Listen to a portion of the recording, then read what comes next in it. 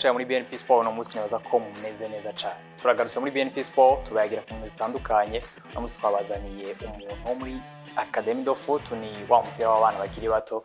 bafasha abana bakiri bato mu mupira w'amaguru. Rero turi kumwe no munsi mbega interano y'amashuri y'umupira w'amaguru mu iterambere ry'aho mu Burundi ni yahe. No munsi niwe tuza kuba turi kumwe, ariko kandi nabaza ko twafite n'igice ca kabiri c'amakuru bagiye aranga weekend, navyo turaza kubigaruka ko ni Eloge ni uri imbere niwe turi kumwe nagiye kudufasha sangwe kaze muri BNP Sport. Eloge murakoze cyane. Ni urongo ishuri rya Zoe Academy niwe twekwa muri no BNP Sport no munsi, ariko kugira ngo mugire iciyumviro kuri no shuri y'umupira w'amaguru, reka manda bakishizemo ino nkuru tuzabagaruka nibaza ko mwatoye neza Zoe Academy ninde. Turagarutse mu kanya. Kugira ngo umupira w'amaguru utere imbere harakenerwa ibikorwa bitari bike. Muri ivyo bikorwa harimo ikijanye no gushiraho amashuri y'umupira w'amaguru. Zoe Academy ni rimwe muri ayo mashure ariko aragereza gufasha abana bafite ingabire no gukina umupira w'amaguru. Iri shure rifasha abana bari munsi y'imyaka 15 n'abari munsi y'imyaka 17. Kubwa Kizigenza wa Zoe Academy ngo kuba bakina umupira w'amaguru bibarinda kuja mu ngeso nyinshi zitandukanye. Batwisha discipline nyinshi gatuma ahubwo twebwe biradushira ku murongo. Aho abandi bibakura ku murongo, twe muri Zoe football iradushira ku murongo ku buryo ahubwo twe tutari ko turakina niho peut-être twoyoba mugabo hano baratwereka inzira kandi bakaduhana occupation. Banje shaka ku mu footballeur professionnel hamwe twereke ko mu Burundi nubwo abantu igihugu cacu atari benshi bakizi, twereke yuko birashoboka yuko hari impano nyinshi, kandi turashaka kwerekana yuko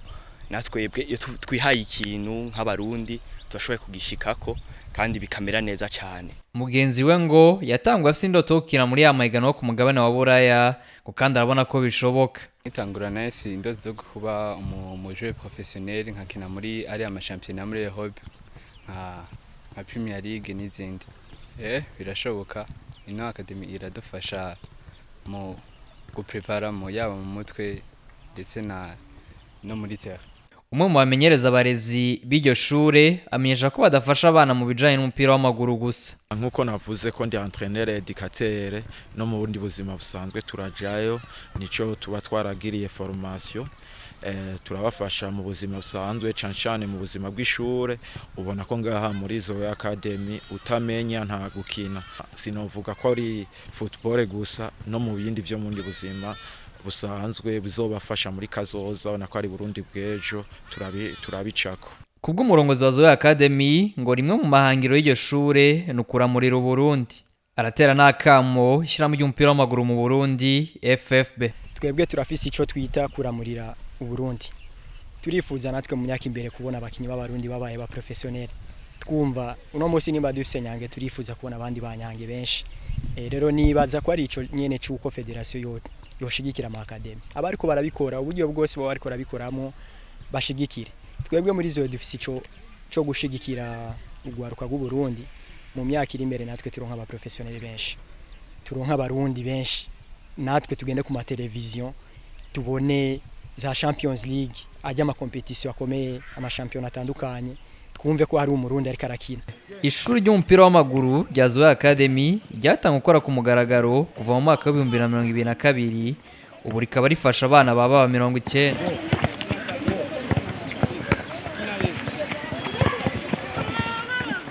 Zoe Academy tuyinjiremo neza, yatanguye ryaciyumviro cavuye. Zoe Academy twatanguye ibikorwa neza muri 2019 no twatanguye tumaze kuronka iyo vision yo turatangura ibikorwa mu 2019 turatangura kurondera aho twokorera, turatangura kurondera n'abana twotanguza. Rero nibaza ko ariho twatanguye mu 2019 niho bikorwa byagiye biratangura buhoro. Naza ko barabona ko kiri umujene nta myaka myinshi uragira. Ico ciyumviro cyo kumva ko ugira ishuri y'umupira w'amaguru n'umuntu nibaza ko nta sinzi ivy'uburyo umuntu abaza umufuko w'umuntu mugabo arigira umuntu uvuga ati nacara umujene peut-être ko afise aho bakuriye inspiration. Wari umupira w'amaguru? Ego je narakinye umupira w'amaguru mu ishure ry'umupira w'amaguru ryitwa Le Messager, nibaza ko benshi barizi. Narashoboye gukina mbere wanashaka ndi mu batanguye ico bita abafondateur ndimwo. narakinye amahiganwa yose yo ngamu Burundi narayakinye yaba mu bakade 4e division 3e 2e division gushika muri première division icatumye rero uvuga ati reka nanje ndabijemo naraciye mu y'umupira w'amaguru narawukinye narakinye mu cicaro ca mbere mugabo ntivyoheranga reka namudushiye y'umupira w'amaguru nigiki aha ni icatumye umva ko wotanguza Zoe Academy murakoze cyane je nibaza yuko icatumye ni je nivuga yuko ari vision Imana yashizemo kuko nanje nari mfise indoto yo kuba professionnel nari mfise indoto yo kuba professionnel kuva ngikina nanje umupira w'amaguru twatanguye batwemerera yuko tuzoba professionnel donc ishure nakuriyemwo ryarashoboye kuduha ibikenewe byose nkuko natwe turiko turagerageza kubikora kwigisha abana kwiga gukunda kwiga discipline byose rero je novuga yuko naje nari mfise indoto yo kuba professionnel ariko ntivyakunze ko mba professionnel ko naragize ku batabizi naragize akabazo kwa migraine janye na manette ndahagarika rero je novuga ko vision yaje ari nkiyereko cyangwa ari vision Imana ishizemo novuga si ibintu byafuye kuzi ko nyene ariko ni vision nyene kintu numva ko Imana yashizemo kuko na jewe nsubiye nyuma abona atangiye kubwira ko mfise iyo vision barambye ati ibyo bintu ko ari ibintu by'abantu bafise uburyo bwinshi me jewe vyaje ari nk'ikintu ngiye nanje gukora ngiye gutanga mu gihugu ngiye gutanga ku bana b'igihugu ibi by'uburyo sinabitahura numva ko mfise ikintu ntegerezwa kugikora kandi nizera neza ko ari Imana ikinshizemo ntegerezwa kugikora harimo urukundo ikintu uri kuragikora ushizemo urukundo ari ikintu Imana yaguhaye kirashoboka yego uyu munsi muriko muregereza imyaka 3 mutanga gukora ku mugaragaro wo kubaza ngo mwiha amanota cyangwa mwiyevariwe mubona ivyo mwatanguye mufise nk'amahangiro mu mazi kushaka kwicara ingana gute murakoze nibaza yuko dufatiye nko ku 10 ndashobora kuyiha 8 ndashobora kuyiha 8 kuko tubitanguye naho kuko ouverture tumaze kwigira ivyakwirikiye ko hari uburyo twatangiye gukoreramwo turabona nyene ko Imana ikoze ikintu kujya nabibabwiye ndabona ko ari Imana ikoze ikintu bibaye nkuko najeyo navuga ati ibi bintu no kuko après ivyo bikorwa vya ouverture twagiye turabona abantu baturondera abana baturondera abavyeyi baturondera abantu benshi baratuvugishije iyo rero niyo nsinzi ya mbere twatangiye kugira turavuga ati vya bintu birashoboka duca tubandanya dukora rero ku 10 ndashobora kuyi 8 Eloge uwo mumaze kugira umuguma zoshika mu kicaro ca 4 kandi mu kicaro ca 4 no mugukene gukora cyane kugira ngo duhe mu kicaro ca 3 kandi ivyo nazo kugira ngo mubishike ko equipe irakenera abakinyi beza sinzi Zoe Academy mukoresha abakinyi banyu gusa canke iyo mubonye undi wo mu wundi muntu mashobora kuvuga ati ngo dufashe runo rugamba turimo yego murakoze cyane nibaza ko Zoe Academy dukoresha abakinyi bacu ariko nikibuze yuko tubonye undi mwana mu yindi equipe cyangwa mu yindi academy turiko turahura nayo dushobora kumwikorako kuko muri Zoe Academy dufise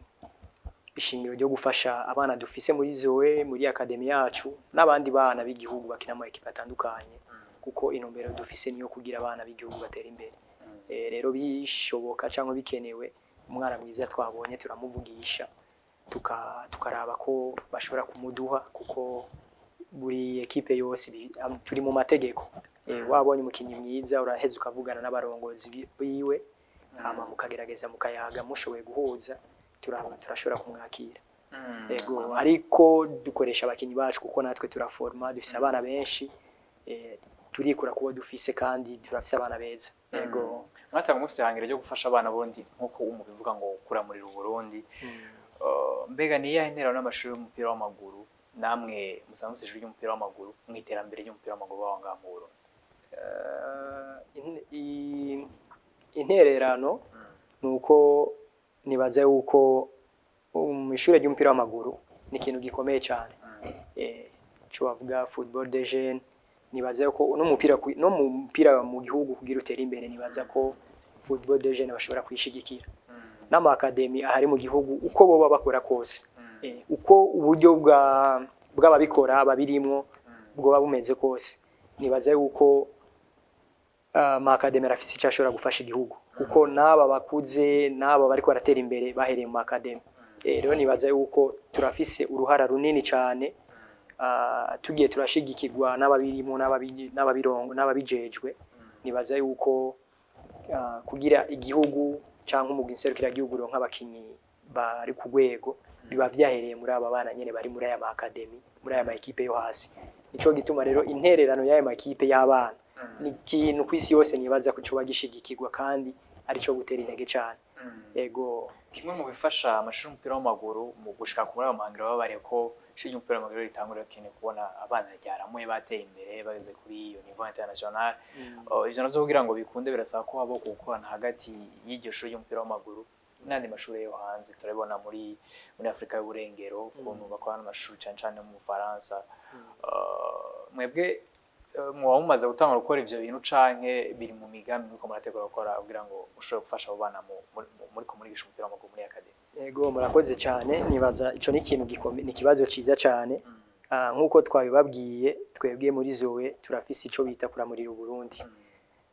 Kandi nkuko nababwiye jewe narakina umupira w'amaguru mu Burundi. Shaka naraciye muri academy abantu benshi bazi. Nibaza ko kuramurira Burundi rero nico cyo kuvuga ati mbega kuramurira Burundi twobaramura gute. Nico rero ico kibazo mwari mutubagije cyuko iyo ndoto turayifise kandi turabifise mu migambi yacu yuko twogira ibishoboka byose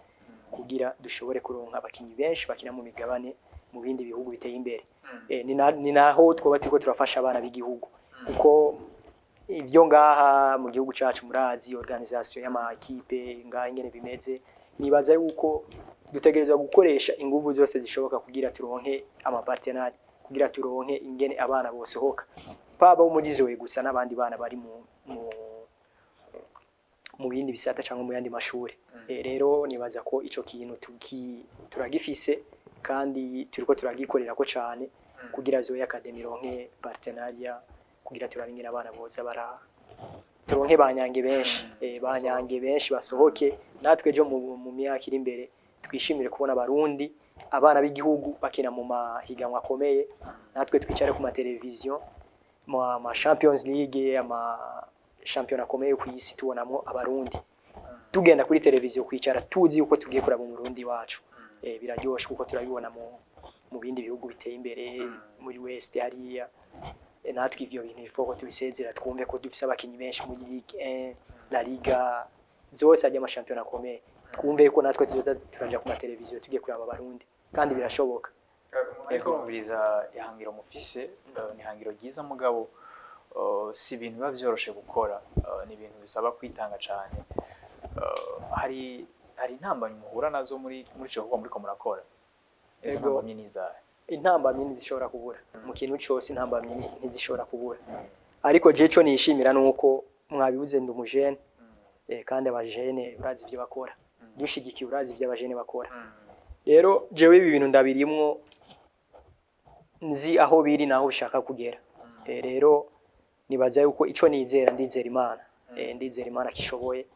kandi Imana ifashe uyifashije. Rero twe muri Zoe turiko turakora kandi ndizera ko ibyo turiko turakora Imana iri kumwe natwe kandi nizera ko ivyo bintu bizokunda. Ivyo bintu bizokunda kuko turabishira mu nguvu cyane kugira bikunde. Ego ushira mu cyumupira w'amaguru afise igisata kijeje gufasha umupira w'abana bakiri bato haba gutegura amahiganwa no kurondera abo bana. Ari n'igikorwa nabonye Federation yakoze ca Academy d'Excellence. Mwebwe murakora n'ico gisata cyo muri FFB mu bijanye no guteza imbere n'umupira w'abana bakiri bato bimeze. Nibaza ko kirya gisata ca FFB bashizeho sinibaza ko twe ntacyo turimo. Ntacyo turimo kuko uburyo babitunganijemo bo barazima ingere babikoze. Ariko twe nka Zoe Academy turahari. Yaba barashoboye kuza mu ma academy bakatwegera ababirimo cyangwa ababijejwe bakatugendera bakumva ko Zoe Academy irahari, JAD irahari, Impact irahari n'andi ma academy atandukanye arahari. Rero muri organisation yabo cyangwa mu ntunganyo yabo uko bo barabikoze nibo bazi ko babikoze. Twe nta muntu yaturondeye ngo tumuhe umukinyi kuko iyo bari kuturondera twari kumuha umukinyi kuko FFB ni ishiramwe ridutwara twese turajubaha. Ariko nta muntu yaturondeye ngo turashaka abana cyangwa bigenda uko bafise uko babitunganije. Ariko mu bindi turakorana turabubaha nibo badutwara nibaza ko kuri ico barafise uko babikoze nta muntu yaturondeye muri Zoe Academy ngo tumuhe umwana agende muri ivyo bikorwa byabo ego ni nkuko bivuze ni igikorwa ciza mugabo gisaba kwitanga cane gasaba rimwe n'ibintu ushobora gusanga hari aho ugera usanga bivanye n'ivyo naho wageza gukora ugasanga ari aho ugera ukaba bloqué uri mu ishuri ry'umupira w'amaguru nkuko bivuze intambamye ni nyinshi n'akahe kamo haba ku bari muri FFB canke abandi bantu nako boza gufasha kugira ngo yamahangira amakademi afise yo kura muri Burundi mushobora kuyashikako ego nkuko twabibabwiye ni ibikorwa bigoye cyane ni ibikorwa bigoye cyane ariko sinshaka kubona cyangwa kwereka abantu yuko ari ibikorwa bigoye oya ahubwo ni ibikorwa kuko nabandi bose barabikora kandi byaragenze neza ego nico gituma nto bahagarara ku kintu ngo biragoye birashoboka ahubwo abantu babirimo baba abari hejuru abadukurira ababitwara ababirimo bose aho umupira w'amaguru wa kera wari uri naho ugeze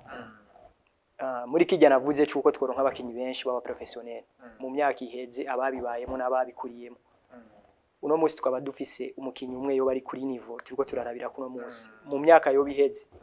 nta bantu babiri birimo nta bantu batwara federation nta bantu batwara ama academy kubera ki tutarumva umukinyi akina muri Premier League akina muri La Liga nuko bidashoboka birashoboka ahubwo abantu babirimo nibo tworaba naho hantu nto tworabira neza sino kuba bigoye biragoye ariko umutima nawo wo kuba ndi muri iki kintu ndi president wa club kanaka cyangwa ndi president wa academy kanaka eske ndi muri ibi bintu kugira habiki kugira mfashe iki gihugu cyangwa mfashe umupira w'amaguru mu Burundi cyo nkunda kuvuga ati twebwe turafise ama academy n'abandi barayafise nibaza ko kugira dushikire kuba dushigikira cyangwa federation twebwe jewe nk'umurongozi wa Zoe umurongozi wa Impact cyangwa Jade nizo zindi zose academy Wembo n'abandi benshi bakora eske turafise ikintu twoba turiko turakora cyo tuma federation igira umutima wo kuvuga ati bajya abantu boshigikirwa cyangwa umugwiza atunga kana ngaha mu gihugu cyangwa umuntu ari hejuru afise uburyo bwa ati ijya academy twokorana cyangwa amashira hamwe kuko ivyo byose birakenewe ko amashira hamwe nayo agira icyo afashije umupira w'amaguru nibaza yuko rero twebwe twokwiraba twavuga ati muri organisation uko biri kose muri bike dufise turafise ikintu twatiko turakora cere ku muntu afise uburyo cyangwa federation kumva yuko president wa federation yohaguruka kaza kuraba academy kanaka nibaza yuko rero ego nibaza yuko twese tworabira aho hantu ariko nkatera kamo uko biri kose ko ababijejwe bofasha ama academy kuko kwisi yose mu bihugu bitandukanye ama academy arahari kandi umupira kugira utere n'imbere mu gihugu ama academy ategerezwa gukomera football de jeunes ategerezwa gukomera nibaza ko ubufasha turabukeneye kuko si ibintu byoroshe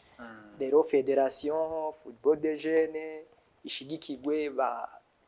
n'abafise uburyo barabe ababirimwo bafise uburyo bafashe bashigikire kuko si ibintu byoroshe mugani baze uko notera kukamo kugira federation idushigikire shigikire n'abandi bose kugira umupira w'amaguru banda gitera imbere ego urakoze cyane Loge ni gikorwa nabaza ko dukwiye gushiramo ingufu kuko ushobora gusanga federation ari viteza gukora mugabo nkuko na bishimitse ko cyane nabo barongoye amashuri y'umupira w'amaguru ifoko barabuko bariko barakora mbe dusamahangira ya ni iki cotuma umuntu ajejwe isata c'umupira w'abana kibato muri federation yo haguruka akaza kuturaba twaba twitunganije gute urumva ko ni ibintu bitezwa kuja mu mpande nyinshi zitandukanye kugira ngo nimba ari iryo hangiro ryo guteza umupira w'u Burundi imbere muba muhuriye ko yabishuri ry'umupira w'amaguru nawe niyo federation y'umupira w'amaguru kugira ngo muze murishike kumva ko ni igikorwa umwe wese muca jejwe yateza gukora ku ruhande rw'iwe kugira ngo yahangiro twifuza ko twese turifuza kubona abakinyi benshi bakina ku mugabane wa Buraya ku byagenze kuri Ndayishimiye Yusuf turifuza kubona abakina muri La Liga muri Premier League nko babishimise ko cyane mugabo abo bakinyi bazoshikayo gute bazoba baciye he naza ko nkuko bivuze nakamo kwisha mu mupira w'amaguru nakamo kuri abafise amashuri y'umupira w'amaguru mugabo ni nakamo kuri abandi bantu bazico bashobora gufasha hari abantu bafise uburyo nkuko babivuze bashobora kuzakwana nayo mashuri y'umupira w'amaguru ejo dusanga umupira wateye imbere dusanga ya championnat yacu yatembera ko uno musari ikibazo cyuko turase shampiyona iba buri mwaka mugabo ntitugera tubona ku rwego mpuzamakungu amaklube yacu ari ku rugero rwiza kuko urabira muri Champions League muri Confederation Cup si kenshi turengana tour ya mbere niyo turenganye tour ya mbere ya phase eliminatoire nko muri Confederation Cup babira muri tour ya kabiri kasanga dufite indoto zo kuzobona club ikina muri phase de pool ya Champions League phase de pool ya Confederation Cup mugabo nibikunda baza ko nkuko wabivuze amashuri y'umupira w'amaguru afite uruhare rukomeye cyane kandi nibaza ko ni byakogwa neza nkuko nkakujya bireva ku mpande zitandukanye bamwe bakaba bafite ico bateza gukora bakikora neza abandi bakaba bafite ico bateza gukora bakikora neza nibaza ko yamahangiro dufise yamahangiro mwebwe mufise yamahangiro yo ya federation yo guteza umupira w'amaguru imbere azoshikwako ego birashoboka cyane nibaza yuko umuntu wese akoze icyo ategereza gukora nibaza yuko bizokunda ego bizokunda je ndabyizera twebwe muri zo turafise ico turiko turakora kandi nibaza ko bizogaragara buhoro buhoro bizogaragara kuko hari ingufu turiko turabishiramwo muri organisation yacu kandi iyo organisation yacu nubwo tuyifise kugira igihugu tugire dutange image nziza y'igihugu cacu Zoya Academy iteye imbere Zoya Academy ikora ibikorwa byiza ni igihugu ni umupira w'amaguru mu gihugu cacu utera imbere uvugwa neza donc turiko turakorera kugira image y'igihugu utera imbere rero nibaza yuko nabandi bose ni vya bindi nyene nababwira turabe position y'umumwe wese turabe ivyo turimo ko byukuri hari ico tugomba gufasha igihugu cacu umuresponsable wese wa equipe umuresponsable wese wa academy nabandi bose babirimo turabe ko turiko turakora ivyo twategerezwa gukora yego urakoze Eloge urumva ko ni urugendo bisaba ko tubandana tuma twiga tugira naho dukosora Eloge niho imbere rero n'umurongozi wa Zoya Academy nkuko nabibabwiye ni ishuri ry'umupira w'amaguru rifasha abana baba 90 rifasha abana mu rugero rw'imyaka iri munsi ya 15 no mu rugero rw'abana bafite imyaka iri munsi ya 17 urumva ko base umugeze mu cicaro ca kane Eloge niho imbere rero no twari kumwe igice ca mbere Eloge wakoze kutwita ego turabashimiye cyane ego mwakoze kudutumira ni ikintu kidasanzwe cyane nibaza yuko n'abamenyesha amakuru murafise uruhara kugira umupira w'amaguru utera imbere murabifisemo uruhara cyane cyane kandi ibyo bintu mubikomeje uno munsi tumurondeye twebwe haro n'abandi bariko barabikora mu barondera media igafasha nukuri turabashimiye cyane jewe nababwiye ndumujene ndabirimwe n'ikindi gihe nimwandondera ndahari kandi ndumva ko mfise byinshi nofasha mu busore bwanje kugira umupira w'amaguru utera imbere Eloge yakoze cyane reka duhure mu cica kabiri ca kino kiganiro c'amakuru yaranze weekend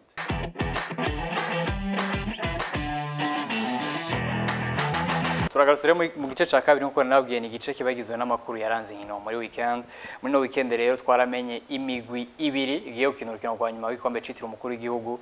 ni urukino ruzohuza imigwi yo mu ntara ya Gitega gusa ni Flambeau du Centre wakuyemo umugwi wa Bumamuro mu Cibitoke ugiye guhura na Musongati yasezereye umugwi wa Vitaro Football Club niyo migwi rero tugiye kubona ku rukino rwa nyuma ruzoba kuwa gatandatu igenekerezo rya 24 z'ukwezi kwa gatanu mu rukino rwabaye rwo gusubiriza Flambeau du Centre yatsinzwe na Bumamuro 2-1 mugabo kubera ko Flambeau du Centre yari yashoboye gutsinda ibitsindo bibiri ku busa mu Bumamuro mu rukino rw'ibanze byatumye umugwi wa Flambeau du Centre ubandanya mu rukino rwa nyuma ku giteranyo c'ibitsindo 3-2 umugwi wa Musongati nawo wabandanije utsinze Vitaro itsindo kimwe ku busa kandi wari wanawutsinze mu rukino rw'ibanze ibitsindo 2-1 umugwi wa Musongati rero ukaba ubandanije ku giteranyo c'ibitsindo 3-1 n'urukino rero giye guhuza imigwi y'Igitega ni derby y'Igitega igiye kuba kuri no munsi wa gatanu ikindi cabaye muri no weekend ni hiranwa rya VBL harimo urukino rukomeye ko ni derby y'imigwi ikomeye ya basketball umugwi w'Urunani n'umugwi wa Dinamo Basketball Club n'urukino rwari rwitabiriwe n'abantu batari bake abantu benshi haba ku ruhande rwa Dinamo haba ku ruhande rw'Urunani mbere murazi yuko n'abantu batabasanzwe bakunda basket cyane bitabira urwo rukino cyane n'urukino rero rwagiye kurangira umugwi w'Urunani utsinze umugwi wa Dinamo amanota 60-52 n'ubudasa bw'amanota 8 nibwo bwatandukanije ino migwi murazi ko mu rukino rw'ibanze umugwi wa Dinamo wari watsinze umugwi w'Urunani gwavuga ati nta kuza ngo tutakaza n'urukino rwa kabiri nyuma y'urukino coach Elvis Akizimana w'Urunani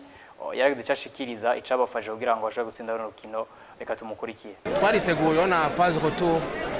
amakosa twakoze muri phase twarayaravye urukino rumwe ku rundi ibyo twakinye contre Dinamo ibyo twakinye contre Remesha rero twarabantu dushobora gukosora niho twateguye cyane amakosa twakoze muri phase turagwa tutireka tuyakosore kugira ngo uje tugire urukino rwiza muri retour amatwa dufise na plan ya match kandi natwo ko twayiteguye ko twayakurikije naho hari utuntu tumwe tutabuze mugabo kora turose intsinzi turabishima urukino rwa Dinamo ntigwigera goroha Dinamo ya Mali equipe ikomeye ngira ngo murabizi muravye n'abantu baje babazi ko urukino rukomeye urumva tweza gutegura match ya Dinamo nka finale naho yari match ya championnat donc sishobora kuvuga ko urukino rwari rworoshe kuko hamwe ko twarukinye gushaka ku munota wa nyuma hama n'intsinzi ko twayifuza tuzi ko dushobora kugira mieux mugabo uko imeze kose turayakiriye kandi iryo hangiro ni objectif dufise rero haracari kare mugabo je naba nayivuze sinigera ntegura ibintu biri kure hari yanye mugabo nivyo ntegura yuko amaherezo aba ayo rero tugenda urukino ku rundi kandi uko tuvyifuza niko na Remesha vyifuza niko na Dinamo ibishaka rero nibaza yuko twese tuko turagwana ico kibanza ariko tukizera yuko dushobora kuhashika dushobora gutwara igikombe ni imyiteguro nishaka ryinshi gusa. Ku ruhande rwa Dinamo coach Ndumutima Joris yaragize cyatangaza inyuma y'urukino hari n'ikibazo cabajijwe gituma tutabonye umukinyi mushasha Ibrahim Dumbuya akina umwanya munini navyo nagize cabivuga ko reka tumukurikiriye turagarutse mu kanya. Icyambere felicitation kuri club Urunani nkuko bivuze mu match yose iyo umuntu atsinzwe aragenda akategura igitaba cyageze neza ils ont su kugerageza gukosora amakosa bagize kuri match ya la fois passée hanyuma natwe nibaza yuko batugiriye défense ya zone qu'on n'a pas su gukasa on a essayé kufasha amashuti menshi ko twahushije nibaza yuko on va essayer ni sawa ni championnat nta kiraba twese turondera qualification ya Big Four kuko ibikenewe ni muri playoff nibaza yuko ibi byose biratwigisha nibaza yuko turabonye ikosa nibaza yuko butuga tugende kubikorwa ama turaba yuko twosora kugira dushobora kugaruka dukomeye hanyuma turushirize ngaho ni ibintu bishasha kuri we navuze ama condition kukina muri ama condition maze imyaka myinshi yake utigeze unayakinira ko biragoye umva gutora rythme kuza gukina kuri match uzi yuko ifite intensité nini si cyoroshe urumva twajuje bon turabona yuko kuri twebwe ataraba prêt cyane gose kuri aya situation c'est un très bon joueur nibaza yuko au fur et à mesure agumagira entraînement kuri aya condition kusima kuzuba kumuyaga ibiki byose nibaza ko azomenyera hanyuma nibaza ko match akwikira muzomubona hanyuma ndabijeje yuko vraiment azotanga ama resultat meza ko nawe nyene n'umukinya meze neza ya nuko ino wanda kubereshe kugira tube gushika ubutura ba mbere nibaza yuko dufise une équipe irishude bara gushika kuri kibanza nibikorwa ibintu byinshi nibaza yuko Genzi cyenda byanabonye mugabo ikintu cyo kugira ushike kuri kibanza no kubisa abajore bumvikana mu mamace arashaka gushika ama situation ugasanga nk'umuntu ariyo system itafonctionne neza byama bibaho ugasanga umuntu arabaye frustre mugabo si kuvuga yuko ari akantu ko gushwanoya birashika mu match byama byashise no mu mariga komeye byama byashise mugabo nibaza yuko bameze neza barumvikana iyi kibanza si tunubu turacara bambere kurumva confrontation directe nibaza yuko tukira bambere kugira dushika aha nibaza yuko ari bo babidufashije kandi nandi mamashi ndabijeje yuko bazodufasha hanyuma dushobore kuma tufise kibanza cyiza. Murumvise byabamenyereza batangaje abamenyereza wa Dinamo Joris Ndumutima na Hakizimana Elvis w'Urunani kuri uwo munsi nyene hari izindi nkino zari zabaye New Star yatsinzwe na Rezipo amanota 72 kuri 65 Jimkana itsinda Ken 93 kuri 58 mu gihe Muzinga yatsinzwe na Tigers 96 ku manota 77. Reka tubananize muri basket nyene kuko ihiganwa rya BAL ryaratanguye biri muri conference ya NIL canke group ya NIL ihiganwa ariko ribera mu gihugu cy'u Rwanda muri BK Arena muri group ya NIL inkino zariko ziraba ku munsi wa gatandatu umugwi wa MBB basketball no mu gihugu ca Africa YEF watsinzwe na Al Ahly amanota 87 kuri 77. Al Ahly ni Al Ahly Tripoli mu gihugu ca Libya. Umugwi wa Armée Patriotique Rwandaise canke APR watsinze Nairobi City Thunder amanota 92 kuri 63. Ku munsi w'ejo inkino zarabandanije ku munsi wa kabiri wo mu itsinda rya NIL. Nairobi City Thunder yarongeye gutsindwa yatsinze na Al Ahly Tripoli yo muri Libya amanota 117 ku manota 87. ubundi mugwi wasubire gutsindwa ni MBB Basketball Club, ni umugwi wo mu gihugu ca Afrika y'Epfo nko nababwiye, watsinzwe na Armée Patriotique Rwandaise canke APR amanota 103 ku manota 81. Inkino rero zigiye kubandanya kugira ngo hazaboneke imigwi ibiri iserukira iri tsinda rya Nil. Murazi ko inkino za nyuma za bare zobera mu gihugu ca Afrika y'Epfo, inkino rero zigiye kubandanya, imigwi igiye kubandanya ikina inkino gushaka ku rukino rwa gatandatu. Urukino rwa nyuma rwo muri no tsinda ruzoba kwigenekezo rya 2025 kuno kwezi. Mumva ko haregereje, ni muri no minsi nyene bagiye kurondera imigwi izoserukira rino tsinda rya Nil. Mu gusoza reka ndababwire ku rukino rwa nyuma rwa FA Cup, n'urukino rwahuje Crystal Palace n'umugwi wa Manchester City. Hari hitezwe ko abanemba Manchester City za kwitwara neza yatwara igikombe na kimwe muri no mwaka. Mugabo n'umugwi wa Crystal Palace tigeze boroheza kuko wabatsinze igitsindo mu gice ca mbere, igitsindo cyatsinzwe na Ebelechi Eze. Urukino ruza kurangira ari ico gitsindo kimwe ku busa. Crystal Palace itwara igikombe, Manchester City nkuko n'ubundi utabaye umwaka mwiza bibandanya kuba ibihe bibi. Urumva ko batsinze ku rukino kwa nyuma na Crystal Palace, ivyo benshi batibaza mugabo nivyo vyabaye. Manchester City kiri kirabandanya igwanira ibibanza bitanu byo kuja muri za nkino za UEFA Champions League kugira ngo bazaserukira Ubwongereza. Narumva ko ivyigikombe vyo ntivyigeze biyorohera. Nivyo nabateguriye, nibaza ko twagiranye iganiro cheese mu gene mu dukurikirana ku mbuga zacu, abariko baraturaba kuri Star Times chaîne 125 canke kuri STNB chaîne 125. Mugene mu dukurikirana ku mbuga zacu, kuri YouTube turahari, kuri Facebook turahari, YouTube ni BNP TV, Facebook ni BNP Media, kuri TikTok ni BNP Media, Instagram ni BNP Media, ndetse no kuri X canke Twitter, hose mugene mu dukurikirane. Reka ndabashimire kuba mwabanye nanje n'urukundo mukomeza kutwereka ahanje naho utaha.